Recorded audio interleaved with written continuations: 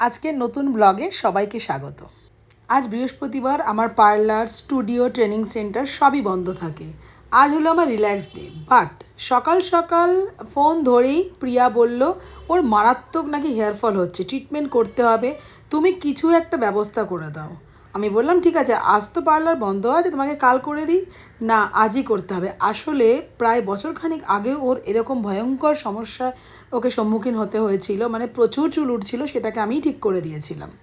যাই হোক, প্রিয়ার জন্য আজ টাইম মেনটেন করতেই হলো এবং ও টাইম মতো চলেও এলো। ট্রিটমেন্ট আমি শুরুও করে দিয়েছি। কতটা পরিমাণে স্ক্যাল্প ফাঁকা হয়ে গেছে তোমরাই দেখো। প্রিয়ার যে ট্রিটমেন্টটা আজ তোমাদের আমি দেখাচ্ছি, এটা কিন্তু পুরোটাই কেমিক্যাল ফ্রি, ন্যাচারাল, অর্গানিক একটা ট্রিটমেন্ট। এটা কোনো নর্মাল স্পা নয়।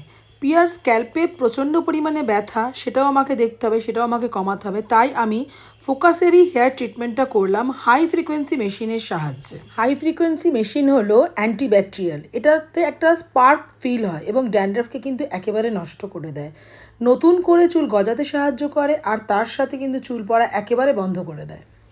এই ট্রিটমেন্টটায় ফোকাসের একেবারে একটা ন্যাচারাল এসেন্সিয়াল অয়েলের সাথে ক্যারিয়ার অয়েল মিক্সিং করে ম্যাসাজ করা হলো।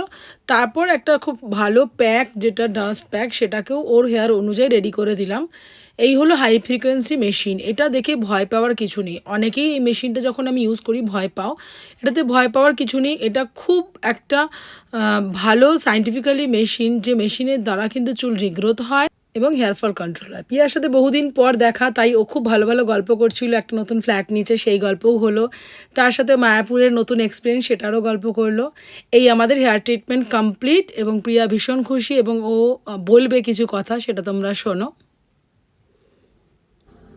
চলো আজ তোমার প্রথম ব্লগে আমি আসবো। কিছু কারণের জন্য বহুদিন আসতে পারিনি পার্লারে, বাট ও ফোকাসেরই প্রোডাক্ট ইউজ করে এবং সাথে ব্লগও দেখতে থাকে।